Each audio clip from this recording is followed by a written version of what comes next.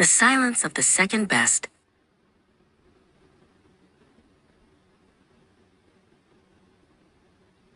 The rain drummed against the tall, arched windows of the manor like 1,000 skeletal fingers. Their mother had left an hour ago, leaving the heavy silence of the house to Morwenna and her little brother Ryan.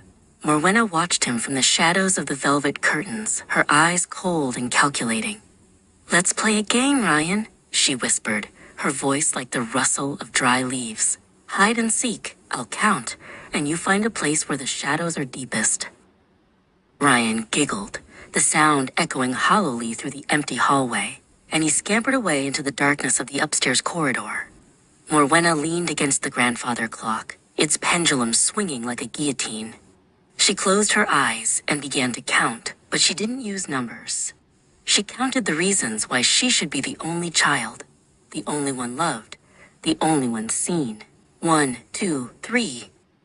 When she reached 100, Morwenna did not move. She listened to the house. She heard a faint creak from the attic, a soft thud from the basement, and then nothing. Silence reclaimed the manor. She began to walk, her footsteps silent on the threadbare carpet. She passed the linen closet and the heavy oak wardrobe, but she didn't open them. She wasn't looking for a brother. She was looking for a new life.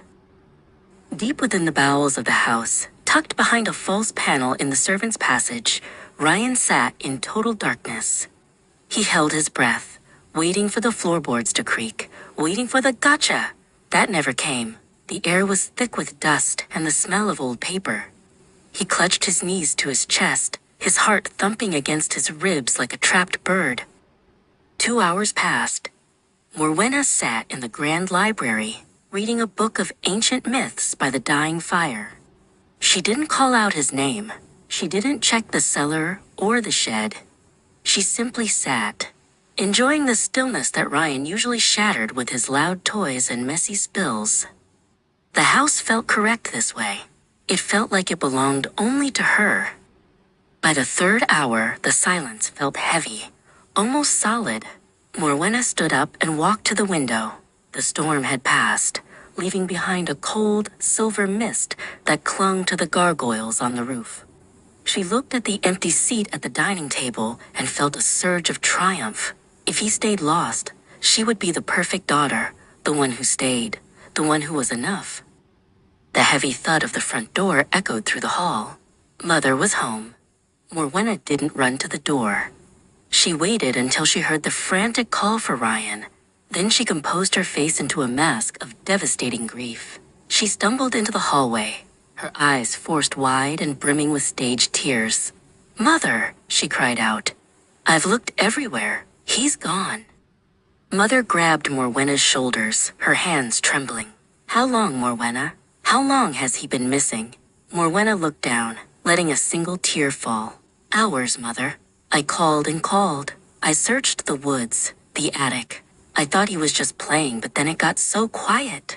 She leaned into her mother's embrace, hiding the cold, satisfied smirk that pulled at her lips. "The garden," Mother gasped, pulling away. "He loves the old well by the hedge." She threw open the back door, the cold night air rushing into the house. Morwenna followed slowly, her heart sinking. She hadn't checked the garden. She had assumed he was somewhere inside, somewhere safe, but hidden. The thought of him actually being in danger hadn't mattered, as long as he was out of the way. Near the edge of the woods, a small, shivering shape emerged from the fog.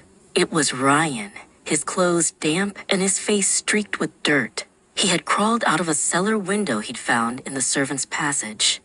Mother let out a sob of relief and sprinted toward him, gathering him into her arms. Morwenna stood on the porch, watching them.